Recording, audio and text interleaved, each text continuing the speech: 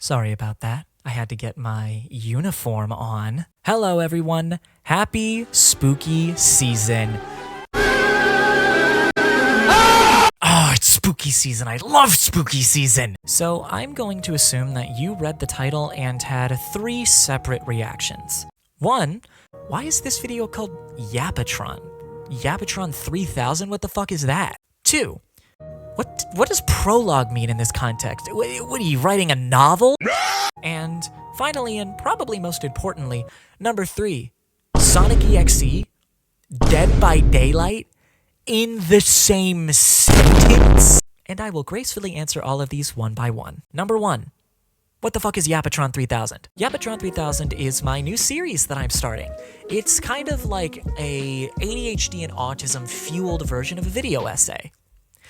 Because video essays aren't already layered in ADHD and autism, but mine's different. It's a series where I pick a topic and discuss it. I know, I'm a revolutionary. But this series has a specific goal in mind when I am discussing these topics. See, you could go to just about any corner of the internet, about any topic, and find any amount of videos about the fundamentals of a topic. You want to learn the basic lore about Assassin's Creed? There's probably like a million videos for that. You want to learn how to beat Five Nights at Freddy's in the quickest way possible? There's probably a million videos for that. But my videos aren't about the fundamentals, okay? I suck at video games. I can't tell you shit. I'll probably cover the fundamentals a little bit just so that you have a basic understanding of the topic so that anything that I say makes even a modicum of sense. But I am much more fascinated in discussing the social, more niche aspects of these topics. I want this YAPPATRON series to pull back the curtain a little bit and give you an insight as to what it's like to actually be in the fandom of the media. I don't want you to just understand the media. I want you to understand what it's like to be a fan of that media and the experiences you'll have after being in that fandom for years. I'm talking niche fandom jokes. I'm talking very specific like bugs that were turned into text that you would only know about if you watched like a YouTuber do it a while ago. I'm talking about specific environmental storytelling that is either so subtle or so poorly done that you wouldn't even know it was there unless you heard one of the fandom talking about it. So that's basically the idea around the series of YAPPATRON 3000.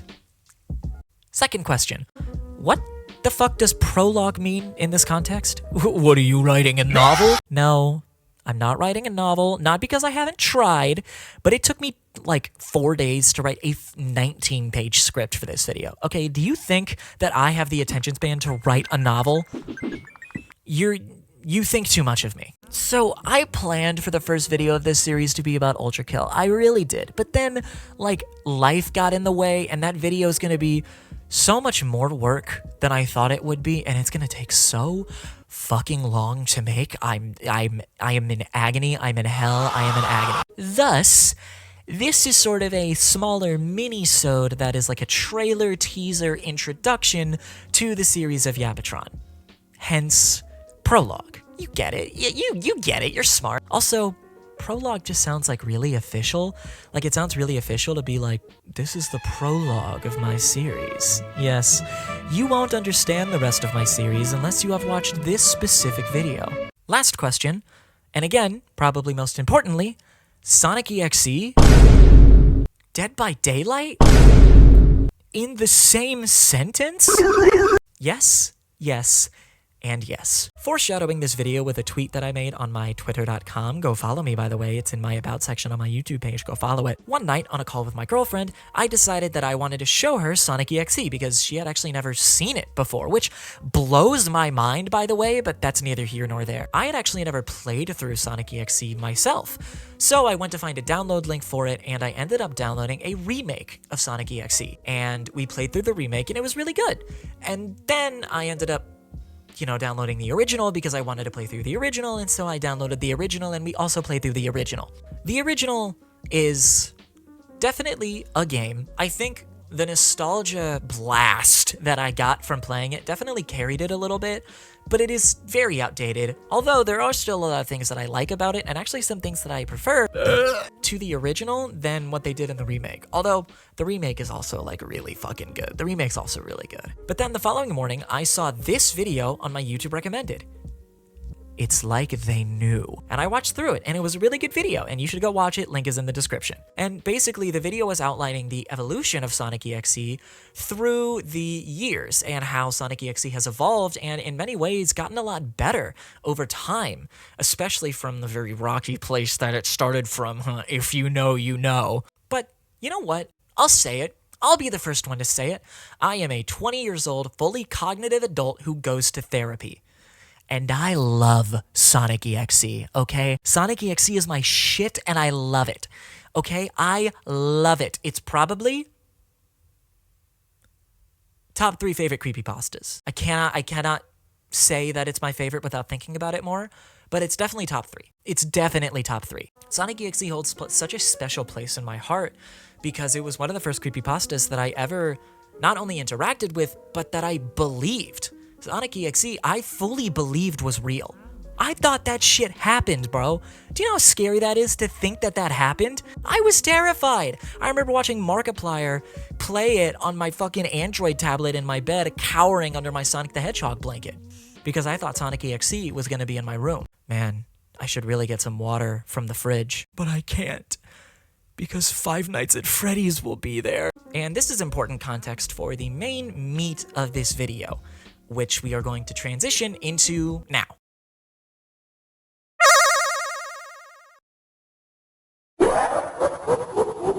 I'm gonna say something to you, and I need you to withhold any initial reactions. Don't worry, that wasn't yours. Any initial reactions, comments, questions, or anything of that sort that you might have when I say this, okay? I need you to promise me. Can you promise me? Can you do that for me? I think Sonic.exe should be a killer in Dead by Daylight. I know that you probably have questions and comments to say, but you promised that you wouldn't. How dare you lie to me? But seriously, this is an outlandish thing to claim, right? I mean, this is ridiculous. Nobody would ever think that this would actually work. I'm sure that at some point everyone has thought about Jeff the Killer or Smile Dog or like a Suicide Squidward or something as a potential killer to be put in Dead by Daylight, but usually I don't think it extends past a, that'd be kind of crazy. But what if we actually thought about it? What if we actually thought it could work? And what if I told you that I was going to convince you that it would? That's right. In this episode of Sonic.exe. Hello everybody, my name is Welcome. In this episode of YAPPATRON 3000, I am going to convince you that Sonic.exe should be a killer in Dead by Daylight. Fuck you.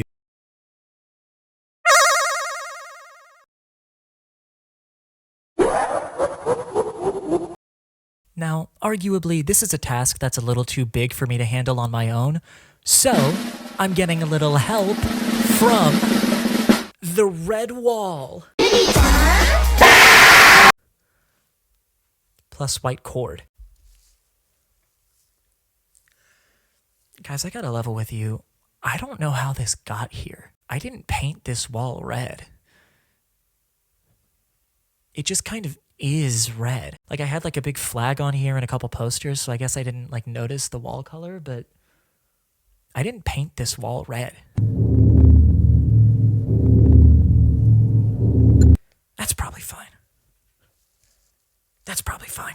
Arguably the most important thing to consider about any DBD collab is how actually horror-based is the thing that's trying to do the collab. Now, before we get into Sonic.exe specifically, I do want to clarify where I stand on this topic of what's horror enough to be in Dead by Daylight. I believe that I'm more lenient than a lot of other people are on this subject. Frankly, I can't fucking stand how elitist some of the DBD community is about what horror is good enough to be put in this game. For me personally, for something to be fitting in DBD, it needs to have significance in the landscape of horror. A very general definition, I know. I've always seen DBD as, at its core, as a celebration of horror. It's not some high chair creme de la creme throne for only the best of horror characters to go. It's a hall of fame of characters and stories that are notable and that have had an impact on the horror genre. I can't find the tweet, but I did see this tweet once where it said something like, I don't want anyone that isn't from like a classic horror movie in Dead by Daylight. And I just don't agree with that. Horror is so much larger than the old movies. There's a lot of newcomers and more modern horror movies that would be excellent in Dead by Daylight. Not you though, the grabber. Get the fuck out of here. Seriously, can we stop trying to make the grabber work?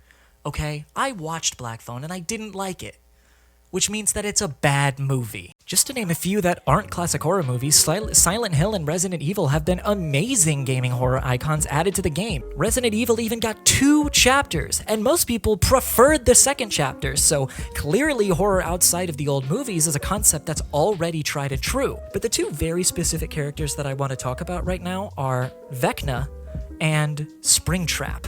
The reason that I want to talk about Vecna in this game is because Vecna is the least horror character that's in Dead by Daylight. And frankly, it kind of shocks me that it has the positive reception that it has when D&D's not really a horror thing. I mean, I love Vecna, and I'm sure you love Vecna, but like, D&D can tap into horror and does very frequently. But D&D is not something you think about when you think about the genre of horror. It definitely didn't innovate horror in any way, and it definitely isn't a staple in the horror. It's not like you go up to someone and you're like, hey, I'm getting into horror. What's something I need to see? Oh, you need to go play Dead by... It's not like someone's gonna come up to you and be like, hey, I'm trying to get into horror. What should I watch? Oh, you should go play D&D. No one says that.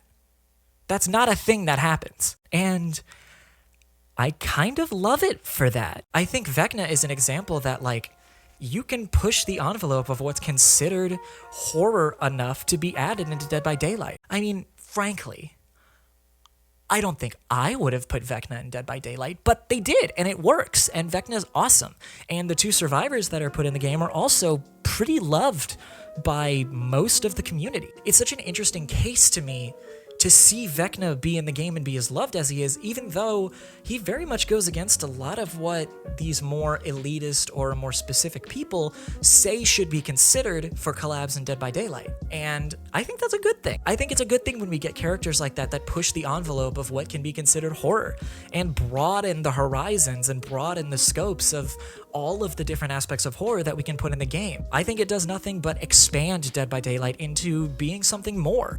Then we have Springtrap. Five Nights at Freddy's. FNAF is and has always been horror, and it was one of the most requested collabs in Dead by Daylight history.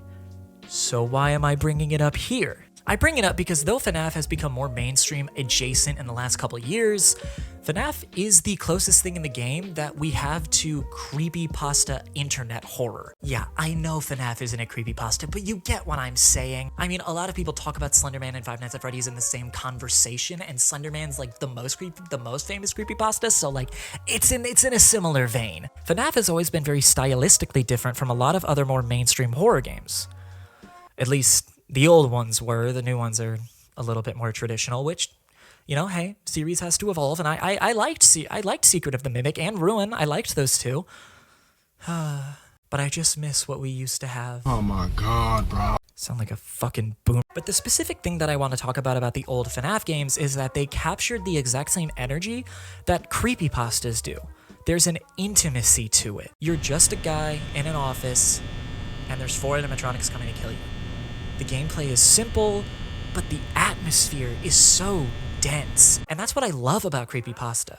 It's simple, it's small, and it's intimate, to the degree where a lot of people thought it was real. I remember growing up when FNAF was getting popular, and there were hoaxes of Five Nights at Freddy's being a real thing. And that's kind of not something you get when you do horror movies, or even a lot of the bigger games. You know, I don't think anyone is questioning whether or not Resident Evil is real. The creepypasta and internet horror genre of horror captured an intimacy of horror that made me and a lot of other people question reality. And that's not something that any horror medium has been able to do for me ever. I mean, no movie has truly scared me as much as creepypastas did when I was a kid. And I get it, I was a kid, but still. So with Vecna opening the door of how we can stretch the definition of horror, and with FNAF opening the door for more horror, internet-esque creepypasta type things, it's pretty easy to see how this transitions into me talking about Sonic.exe. Sonic.exe is a creepypasta franchise that spanned multiple years and multiple different games, and in my opinion, fits right in line with the same horror qualifications Vecna has. I mean, think about it. Sonic.exe was derived from a media that was not horror-based. Now, you can make the argument that D&D is significantly more horror adjacent than Sonic the Hedgehog is, and I couldn't disagree with you, but, you know, it's still coming from a franchise that is not associated with horror, not on a fundamental level. You don't think of Sonic the Hedgehog just the same way you don't think of D&D when you think of horror. But people took the Sonic franchise and created Sonic.exe, something that fits into something that is fundamentally horror. Now, I think while we're talking about it, I should make something clear. I don't need Sonic.exe in the game, like, tomorrow. I think there are other characters in the game that deserve the spotlight way before Sonic.exe does. You know, Slenderman, Jason Voorhees, Candyman, Herobrine.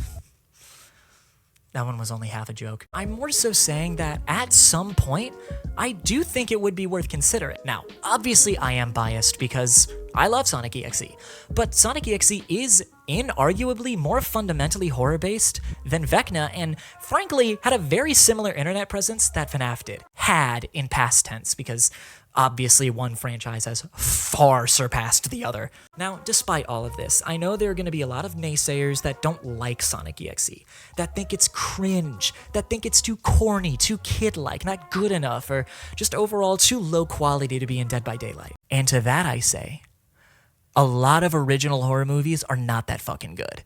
Now, to be fair, I have not seen the entire series of a lot of these horror characters, but I have seen the original movies that originated a lot of these horror characters, and a lot of them are just not that good. Halloween was lame and predictable. Friday the 13th was basically the same and a little bit more misogynistic. I fucking hated the first Saw movie, okay? And I only kind of liked it because of retcons that were made in Saw 3. Ringu is a pretty good movie, actually. I mean, obviously I like Ringu. You can tell by my Twitter, but I would argue that Ringu's more of a tragedy than it is a horror. Like, other than the last scene, the iconic one where Diva crawls through the TV and the, slightly unsettling tape, there's not a lot of spookiness in that movie. Hellraiser is such a fucking weird movie that the first time I saw it, I had to pause it and check 3 times to make sure it was the correct movie.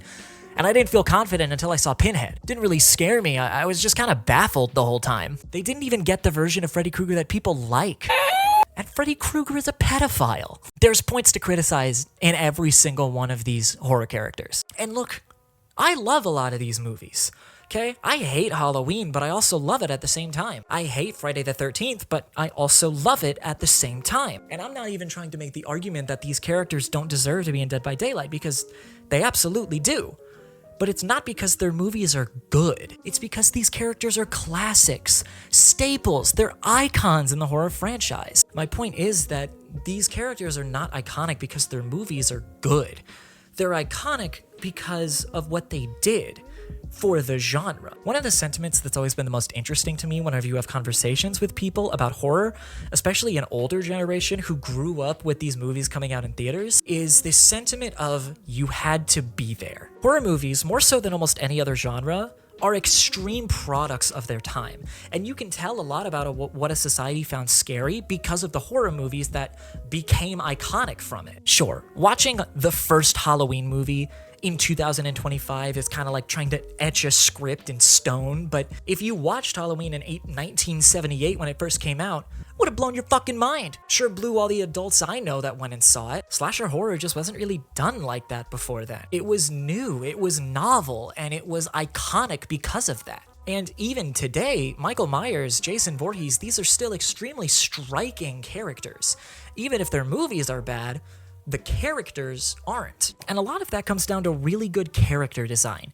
You know what Michael Myers looks like. You know the white mask, the blue coveralls, and the big knife. That's Michael Myers. You know the hockey mask, the dirty jacket, and the machete. Although I guess that depends on what Friday the 13th was your favorite that you think of that. But that's what I think of when I think of Jason. And this point that I'm making actually translates really well into my justification of why Sonic.exe deserves to be in Dead by Daylight. And I know that that sounds crazy, but I need you to just think about it.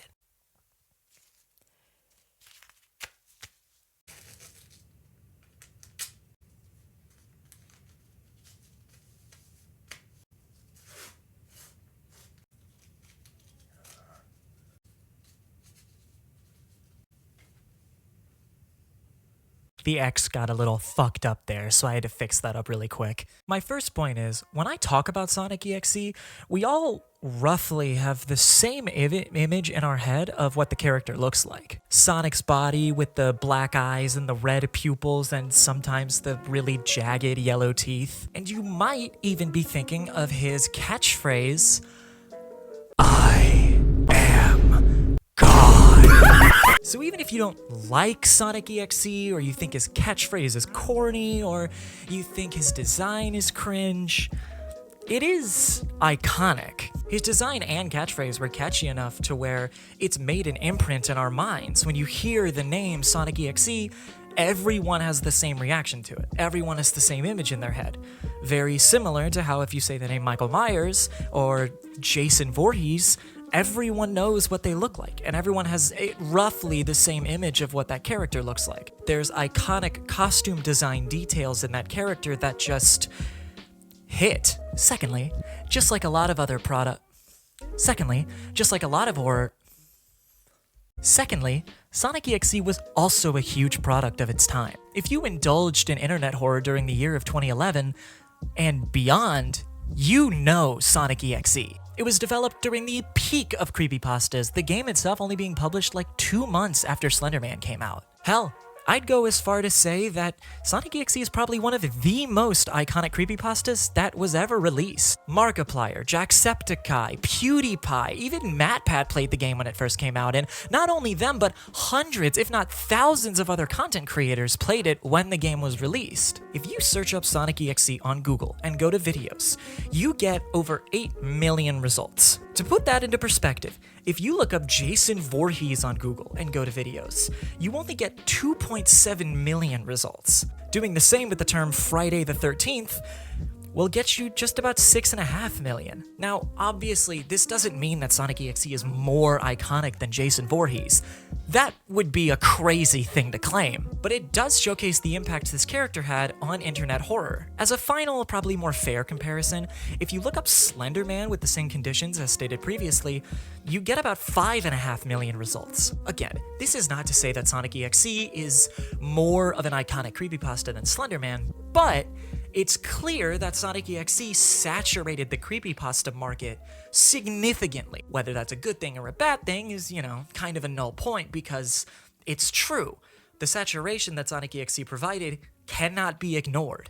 Even in MatPat's very own video that he made about Sonic.exe, he called it one of the definitive creepypastas of all time. I remember being a kid, watching Sonic.exe videos, and getting so scared that I had to look up a video called Minecraft for Noobs, which is an animated version of Minecraft that is narrated by a cat, because I was so scared that Sonic.exe would be there. I can't go get water. What if Sonic.exe is at the fridge? I was terrified.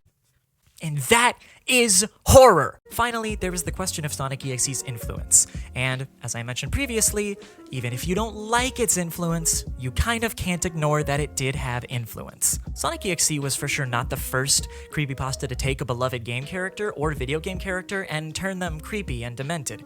Ben Drowned and Hypno's Lullaby both surfacing around a year before Sonic.exe's story, among others. But holy shit, did Sonic.exe generate an entire new wave of creepypastas. When Sonic.exe came out, it was like every single franchise needed an EXE version. You've got fucking Mario EXE, Kirby EXE, Toy Story EXE, Simpsons EXE, SpongeBob EXE. It was a plague that originated from Sonic.exe. Additionally, Sonic.exe also had many sequels and spin-offs. Sally EXE was a direct sequel to the original EXE game, and there have been so many different interpretations interpretations and adaptations of the Sonic.exe character and story that it's not even right to call it a franchise anymore. It's a goddamn culture. Alright, that one might have been a little bit of a stretch. Now, some people would claim that this influence doesn't matter because the genre it spawned was bad. And yeah, a lot of EXE games are really bad. However, the slasher genre, populated by movies like Psycho, Friday the 13th, and Halloween, is one of the most oversaturated and boring horror genres that have ever come out. There are good slashers, obviously, but a good majority of them are just garbage. The Saw franchise has spawned a whole genre of gore porn shock value horror movies, which I'm pretty sure almost unanimously the horror genre movie enjoyers don't like. And even though I love the movie, Blair Witch Project spawned a whole new avenue of horror movies that a lot of people really don't like. It definitely didn't create only winners, so that was kind of a lot. But I feel that it's important that we give Sonic.exe its flowers and understand why it is a horror franchise that deserves to be celebrated in a game like Dead by Daylight. And of course, I'm biased in all of this, but creepypasta horror is a form of horror that deserves to be celebrated. Each generation has their version of horror, their specific genre, or their specific medium that they grew up with. And for me and most other people my age, it was creepypasta horror. And if we want to celebrate horror as an entire genre, we cannot just limit the podium space for old horror movies. We have to broaden our scope because, like everything, horror has and will continue to evolve. I've seen concepts for analog horror characters in Dead by Daylight like the boiled one, and I think that's fucking awesome. If we want DBD to thrive as the celebration of horror that it is, we cannot get elitist about it. Horror is too big a genre and has touched so many people in so many different ways that we cannot become our own worst enemies and choose what we consider deserving of a spot. Also, behavior needs to get their shit together, but that's besides the point.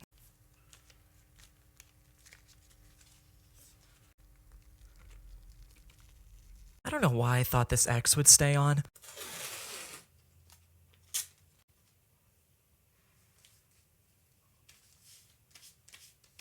Now, before I end this segment, I did want to bring something to everyone's attention. Someone on Reddit... Sorry, this is hard. Under a post discussing if Sonic.exe or Slenderman would win in a fight, which is a Reddit post that was made in 2021, which is crazy to me because it sounds like peak 2015 creepypasta discussion. Under this post, someone called Sonic.exe the Mary Sue of creepypasta. I am heartbroken, devastated, and I will be suing. Follow me on Twitter because I will be starting a cancel thread on Mariano Castillo on my Twitter page. How dare you insult my special boy!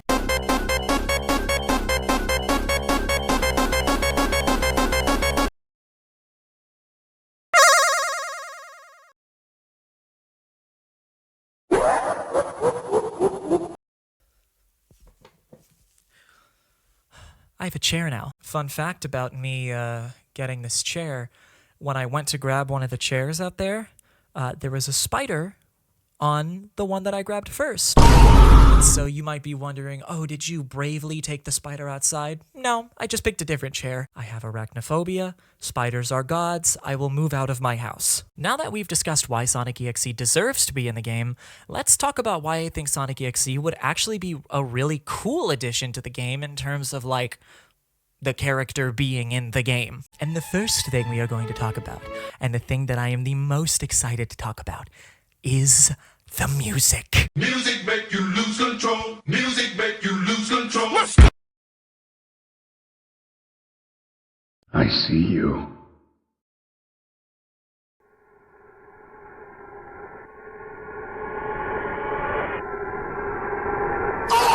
Sonic.exe would be nowhere near as iconic as it is if it weren't for that iconic sound design. There are 4 truly iconic sounds from Sonic.exe, ones that when I hear them, I immediately get taken back to my special hell. The first is the absolutely classic laugh. Now, there was actually a remake of Sonic.exe, and in that game, it gave him a different laugh, which sounds like this. Personally, I'm still a little biased towards the original laugh, as that's what I grew up on, but both of them are pretty good. I really wouldn't mind which one of them was used. I don't really care. The second is the iconic level music that plays during the levels of the original EXE game. The amazingly beautiful thing about this music is that both the normal and reversed versions of the song are used within the game. The normal song sounds like this.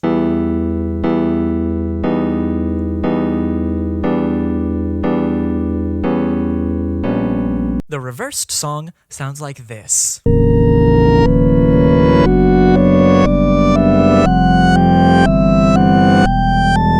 God, it's so fucking good! The music is still unsettling to this day. It's so iconic. Whenever I hear this music, it's like an immediate nostalgia trip down the 3 levels of the original, and it's just... Thirdly is the song that plays at the end of the original game.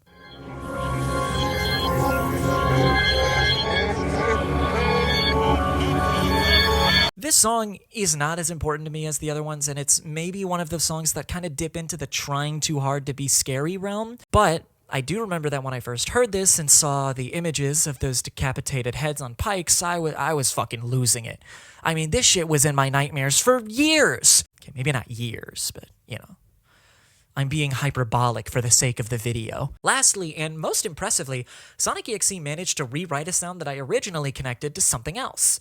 I've been a Sonic fan before I heard of Sonic.exe, and I always connected this sound with Sonic drowning. But when I heard it in Sonic.exe, it rewired me. Now when I hear the sound, all I can imagine is Tails being hunted down, surrounded by fire, with Sonic.exe barreling towards him. It changed me. Also, this sound snippet is just stress-inducing. Like, really stress-inducing. Imagine this as fucking chase music. I mean, people would start disconnecting after the first chase. Imagine that. In Dead by Daylight? Inconceivable. Anyway, you don't have to imagine what it would sound like because some giga genius on YouTube already made it. You were too late. Check out this video here to see what a Dead by Daylight version of the Sonic.exe sound snippets that I just showed you would sound like in-game. They sound pretty fucking rad. I genuinely think that if this chase music was in the game, it'd be up there with like Nemesis and Legions as far as like the most popular chase music goes. The next thing that must be discussed is design. What is the character gonna look like? I think there's a general concern of Sonic.exe not really being physically scary. Though Sonic.exe's design is iconic, its scary factor has diminished over the years, and especially now, it does very much seem like one of those extremely corny, hyper-realistic, gory horror designs that you see in a lot of like lowbrow analog horror. However, it's also important to remember that Sonic.exe popularized this form of character design. Even if he didn't originate it, Sonic.exe was one of the first creepypastas to really hammer in that hyper-realistic gore descriptor, and boy, did they just use it a lot in the original story. I mean, they really wanted you to know. And yes, this form of design got outdated very quickly. In fact, it outdated so quickly that in 2024, just 2 years after the game came out and 3 years after the creepypasta was made, the official creepypasta wiki was so tired, they thought Sonic.exe was so bad, and they hated how popular it was and how much it was a face of the creepypasta brand, that they posted it on Trollpasta, a wiki where things go that are intentionally poorly written creepypastas. It's so fucking funny, bro. This stupid-ass franchise pissed off the creepypasta wiki people so bad that they decided to put it up for adoption because they couldn't handle its power. Put this shit in Dead by Daylight right now. That's rad. Anyway, back on topic, yes. Sonic.exe's design is from a much earlier time in the internet where hyper-realistic demon gore was still novel. But I actually do think Sonic.exe as a design could translate well into a 3D game, especially in Dead by Daylight style. When you think of Sonic.exe as a fully rendered model, do you think of this? Hey, yo, what the? Because I think this is what a lot of people think of when they think of a 3D rendered Sonic.exe. But that doesn't mean that that's what it has to look like. There's also 3D renders that are a lot like this. Obviously, if Sonic.exe were to actually be put into Dead by Daylight, something more akin to this would be used. But I say we take this even further. You see, depending on the lore of Sonic.exe you want to go with, there's a few different ways we can go. But, that means we have to dive into the different interpretations of Sonic.exe's lore and decide which one is most suitable for the game. And before we do that, we do have to address something. The very original creator of the franchise, JC the Hyena, was convicted and eventually confessed to behaving sexually towards a minor. And everybody was shocked. Allegedly, JC is not in contact with this minor anymore. It seems that as a creator, they've been quiet for some time, but, it did happen. It truly isn't that much of a roadblock for Sonic.exe as a character, though. As of 2024, Sonic.exe is owned by Joe Doughboy, and it's AlePie. Hey guys, Editor Mel here. Love what you're doing with the video, by the way. It looks really good. So I just wanted to come in here and say a little bit of an update about the ownership. Apparently, according to the Sonic.exe wiki, Joe Doughboy is a former owner. So I guess it's AlePie is the only current owner. I don't really know what's going on there, but, neither of them are the real, actual owner, which you'll hear about later in the video, so who gives a fuck? Anyway, Editor Mel, signing off. Why are you still here? Go back to the original video. Although, apparently it's AlePie is kind of weird too. Jesus fucking Christ. The real horror of creepypasta are the fucking freaks that create them. All of this is to say that the ownership of creepypastas in general are very ambiguous, and it's hard to pinpoint exactly what is the official version of a character. But there actually is a version of Sonic.exe that is as close to the official version as we can get. Lord X is the most current version of Sonic.exe that is seen as the true one. It is an evolution of the originally created Sonic.exe owned by JC, and was morphed and changed into Lord X via just character evolution and the ownership of the character being passed down to the current owners. Now that that is cleared up, let's finally talk about the design. So this is generally what Lord X looks like, key physicalities being the iconic black and red eyes, bloodstains, and jagged sharp yellow teeth. However, Lord X adds some very interesting new details. For one, and most prominently, is the carved X on his stomach. See, now you get the X that I taped on my stomach. See, I've been foreshadowing this since the beginning. You were just too stupid to notice. This design choice is one that I'm kind of indifferent on. On the one hand, it's very fitting. You see, this new version of Sonic.exe is essentially an eldritch god that wants to rule the world, but it'd be boring as shit to just do that, so instead he decides to have some fun with it. For some reason, this eldritch god is really obsessed with Sonic the Hedgehog and decides the way he wants to take over the world is to take the form of Sonic in a haunted and hacked Sonic CD port and kill anyone who plays the game. It's even noted in the wiki that Lord X has a preference for the old Sonic games. Now, I know that on the surface that sounds really dumb and stupid, but I actually kind of like it. I think it adds a lot of character to an eldritch horror for it to have, like, a hyperfixation. This god that's been alive for centuries discovers Earth, observes it, and decides that its absolute favorite thing that it's found is Sonic the Hedgehog. The idea that this god could just take over the world whenever it wants to, but decides to not only challenge itself, but that it will only feel satisfied with taking over the world if it's through his very specific hyperfixation. Low-key, me as fuck. It's almost cute if you think about the fact that this eldritch god is using its power to basically live within its favorite media world and essentially cosplay Sonic. I actually really like this concept. God damn it! And this fucker definitely seems like the kind of guy to write his own fucking name on his stomach. But, on the other hand, it's a little corny. And yeah, I know I'm talking about Cornelius, Lord of the Cornball Society already, but I do think that the X on his stomach doesn't quite have the same old internet charm as the rest of Sonic.exe's design does. I don't mind the X, and it would have to be present considering that this is the character and this is integral to his design, but I'm indifferent on it. But the other most notable change is the little whiskers on his snout and the more pale blue fur. These are both changes that I actually like. The whiskers, for some reason, make his face look really gross to me. Not in like an overbearing way, it just makes his face look really weird and greasy. And I like that. It's unsettling. Give me more! I also enjoy the paler blue fur, although I will say, I do not like it when it's to the point where it's almost gray. I like when you can obviously tell that it's supposed to be Sonic's traditional blue fur, but something is just mildly off about it. This pale blue color is perfect. I don't want it to get too gray. Now, this is the general design that Sonic.exe would have by default if it was brought into Dead by Daylight. However, that doesn't mean that it can't be modified in some ways. Lord X is very typically shown to be short and stubby, especially in Friday Night Funkin' for some fucking reason. I don't necessarily mind this. It kind of gives Chucky vibes, but it kind of makes him look more racist than scary. I mean, hey, racism is a real-life horror, so I guess that does still work. I much prefer when Sonic.exe is lanky and drawn like a sagging corpse. He doesn't even really need to be tall or big. He can still have that classic old round Sonic stomach. I think it's mostly the limbs and the head that are much freakier when longer. Something like this is exactly what I mean. Despite the fur being too dark for me, you can see that his sagging skin is just laying on top of his bones. It's so outlined and gross. His face is so angular and doesn't look like it's properly fitted on the rest of his body. It's perfect. And yes, I know this is a Friday Night Funkin' model, but it's the best I could find, okay? I hate how much Friday Night Funkin' has done for this fucking character. Make the legs a little bit longer, and I think this would be perfect for the vibes of Dead by Daylight. This crusty, uncannily disproportionate creature that looks so close to being the character you've always loved, but just isn't. Sonic.exe also flies, so this thing would not be walking towards you.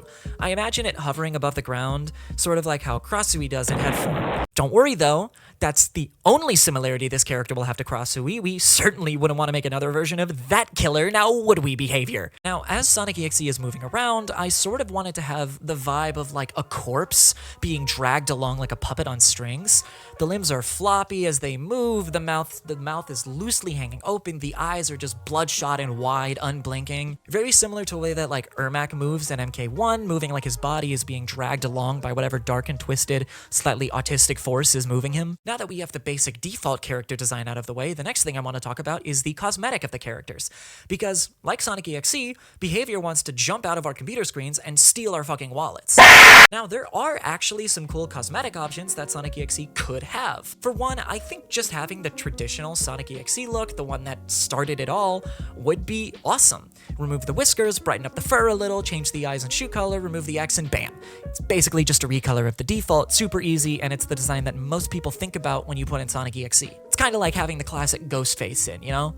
Although I have my own opinions about the adaptation of the classic Ghostface design, but that's for a different video. Another recolor that they could add to the game is this.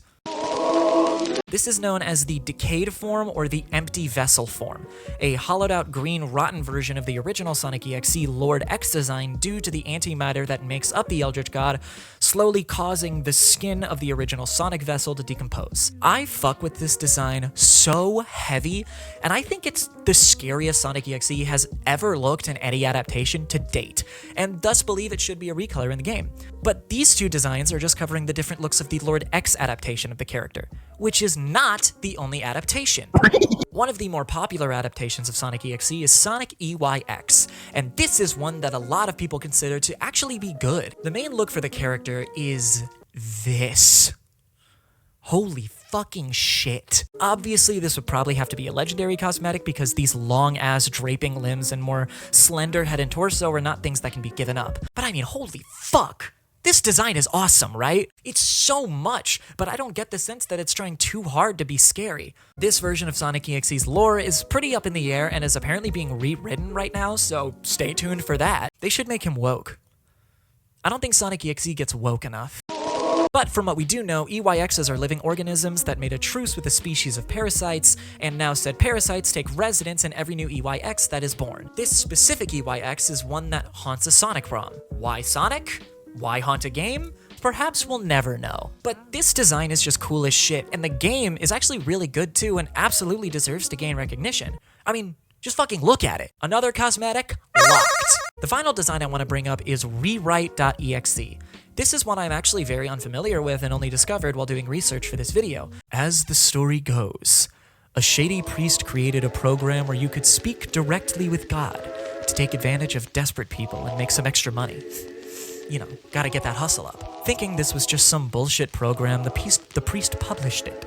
Over time, though, Many people who had purchased the game were found dead in their homes, many reporting that the program had tried to convince them to take their own lives. The priest, not believing all these shenanigans, decided to try the program for himself. And, I think we all know how that went. He was found dead and burned alive the next day. Most of the copies of the program were confiscated, but some were still in circulation, one of them falling into the hands of some poor random fucker. This game took the form of an early era Sonic 3D game.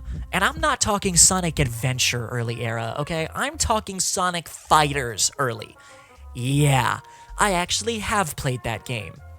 I don't remember anything about it, but I know that I've played it. And it was good. I think. Anyway, the god within the program of the Sonic game slowly gains self-awareness and starts to control the Sonic model for itself, forcing the player to do certain things and slowly corrupting the player's mind while the game continues. This is weirdly one of my favorite iterations of the Sonic.exe storyline from what I've read so far. I'm a sucker for religious imagery in anything. I mean, ULTRAKILL is my favorite game, but especially horror. Additionally, the wiki for this character says that how this god manifests through these programs is completely different depending on the user that is using the programs. That gives an explanation as to why this god takes the form of Sonic. We can assume that the player is a Sonic lover and probably has a hyperfixation on Sonic. Holy shit. Is the player of this game Lord X? Anyway, even though the lore might be cool, you might look at this design and think, okay, a fairly normal pixelated looking Sonic, what's the deal? But I actually think having a very PS2 era pixelated skin would be fucking awesome. Imagine seeing this low polygon asshole in Dead by Daylight.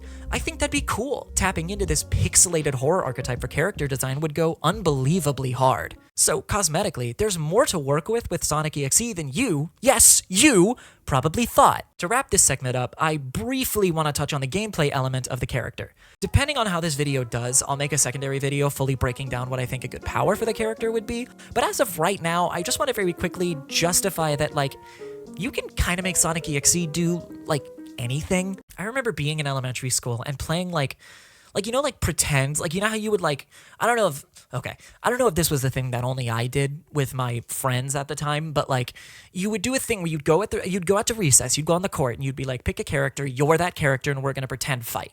Right? You did that. And, you know, some characters would pick Pikachu, other characters would pick Bowser. I think someone picked Master Chief, which is, like, really funny because his power is just, like, a gun. But me? What were my two characters? I'm glad you asked. You see, my two characters were Slender Man and Sonic.exe. I was not very popular. I gave Slender Man, like, electric powers for some reason, and one of my favorite attacks to use while I was Sonic.exe was Blood Ball, akin to Scarlet in Mortal Kombat 11, which was not out when I was in elementary school. These are both things that neither Slender Man nor Sonic.exe have ever canonically done, as far as I'm aware, so I don't know where I got that from. Why did I bring that up? That has little to nothing to do with what I'm talking about. Anyway, as far as what powers you could draw from Sonic.exe, there are a good amount to choose from. In most cases, Sonic.exe is a god that takes power from corrupting game files and slowly eroding the player's mind, which is unfortunately kinda awesome. Sonic.exe is also shown to be very physically strong within the spaces it inhabits. It has a keen sense of self-awareness that allows it to break through the game that it's in and understand the, like, it can, like, manipulate the code of the game that it's in. And okay, behavior, listen. Yes, this is Sonic.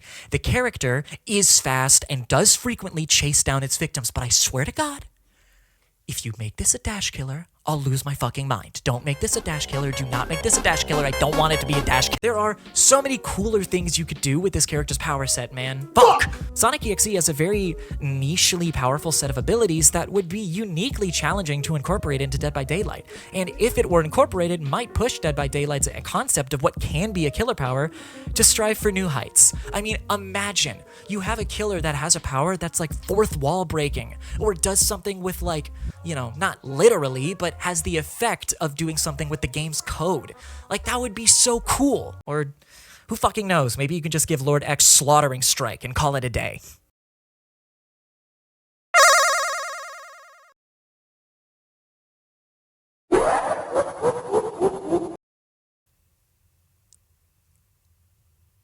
I thought I had to sneeze. But I didn't, so. Did you say bless you before I sneezed? Fuck you! Now, because I'm such an excellent writer and storyteller and video essayist and video producer, and because all of the words that I say have such great credibility, I'm sure that I have holistically convinced you that Sonic.exe should be in Dead by Daylight by now. I'm sure there's no question about it, and you believe me 100%. Oh my. So right now, you're probably staring at your screen wondering, why haven't Behavior put Sonic.exe in Dead by Daylight yet? Why is he not in the game? He should be. Just kidding. No one is asking that question. Because everybody knows why Sonic.exe is not in the game. Because you and I are not stupid. Well, you might be stupid, and I am stupid. But if you're stupid, and I'm stupid, who's driving this bus?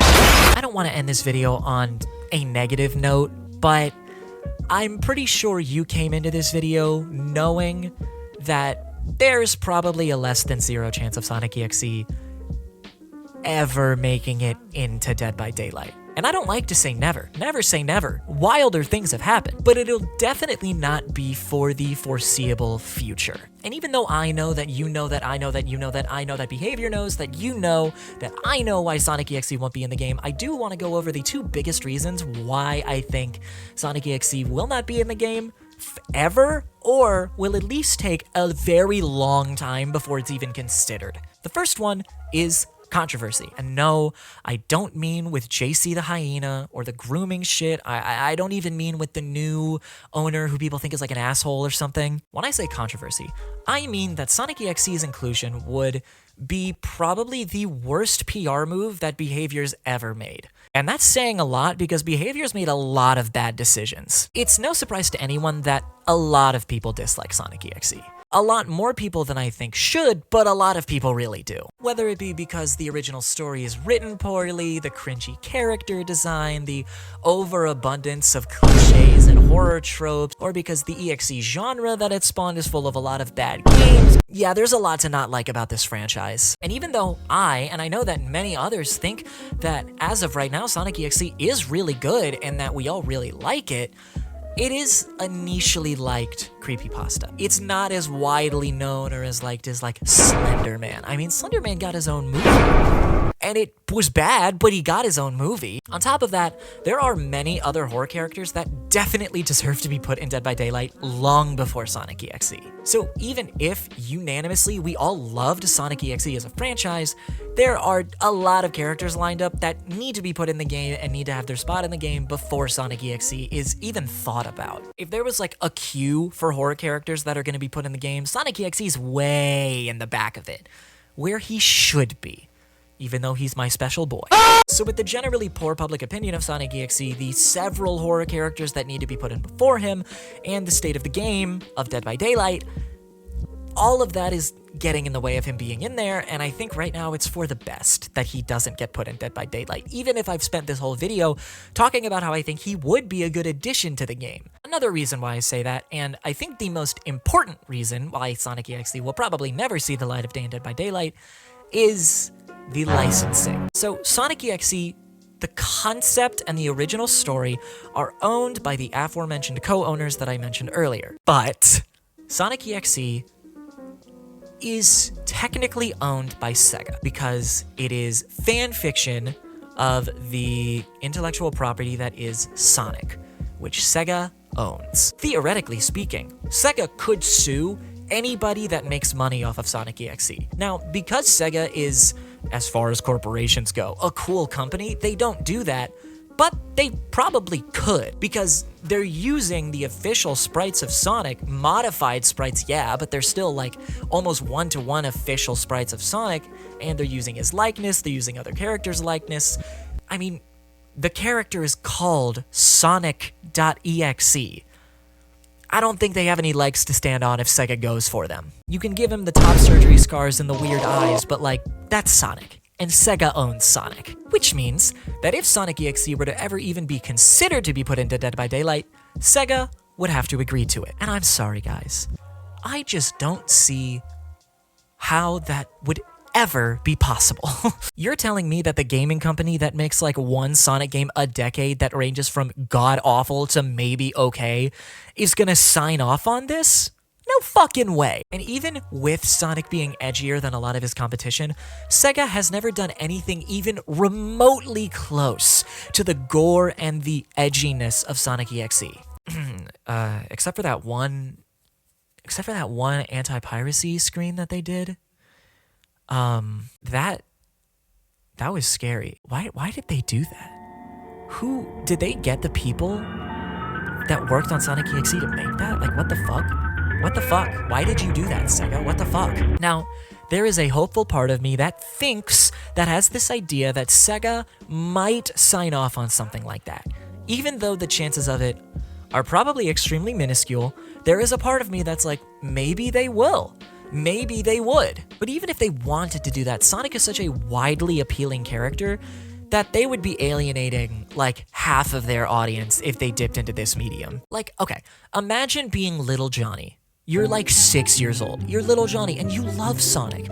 Sonic's your favorite character. He's a hero. You love Sonic. He loves chili dogs and his friends and he fucking hates women. And uh-oh, what's this? Sonic is being introduced into a new game, Dead by Daylight? You've never heard of Dead by Daylight before, but you love Sonic and you trust Sega because they're a company and they could do no wrong. So you go and you steal your mother's credit card and you spend 20 actual American dollars on a game that still has an in-game premium shop because that's just how games are nowadays, I guess. And you go to look at your favorite, most badass hero, your favorite character of all time. You go to eat chili dogs with Sonic and he looks like this. Yeah. Little Johnny's fucking traumatized. He hasn't even read the patch notes yet.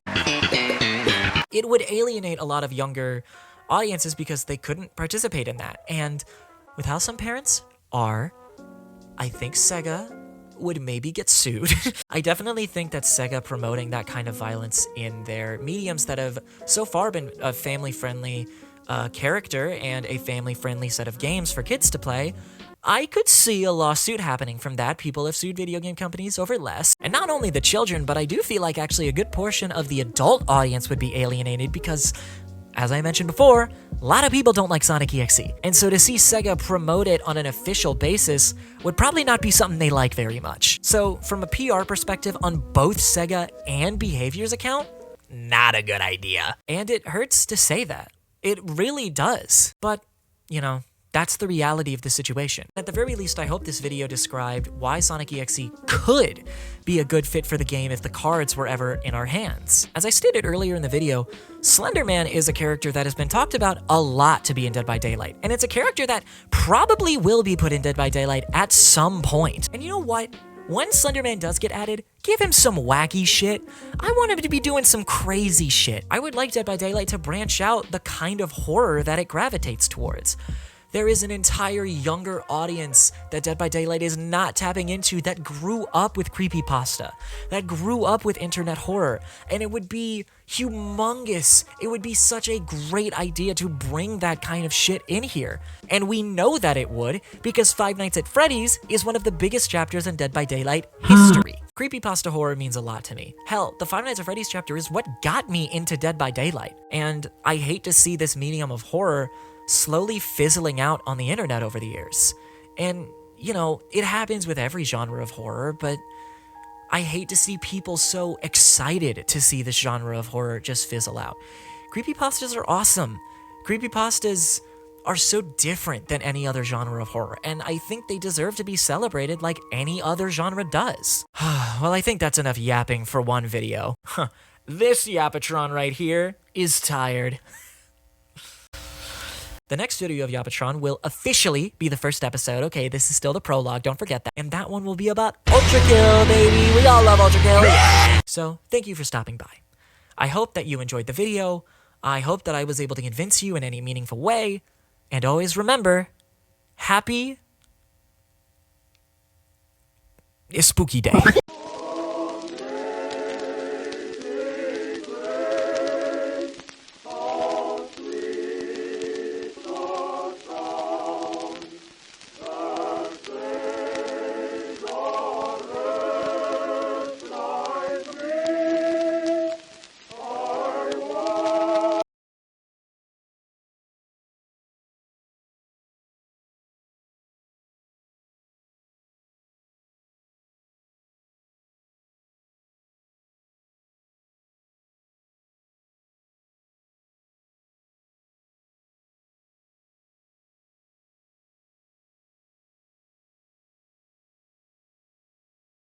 Oh, man, I finally finished editing that video. God, that took me forever. But you know what? I'm proud of it. On a real level, this was the most involved video that I've made so far, and hopefully I get to make more videos like this. The ULTRAKILL one is probably gonna be 3 times the length of this one. And this one took me 72 hours to edit. So that means the ULTRAKILL one. I'll see you guys in like 3 months. I hope you guys enjoyed it. And I hope you want more stuff like this because I'm planning on making more stuff like this, so. Alright, let's just close out all these tabs and... Oh, what's this?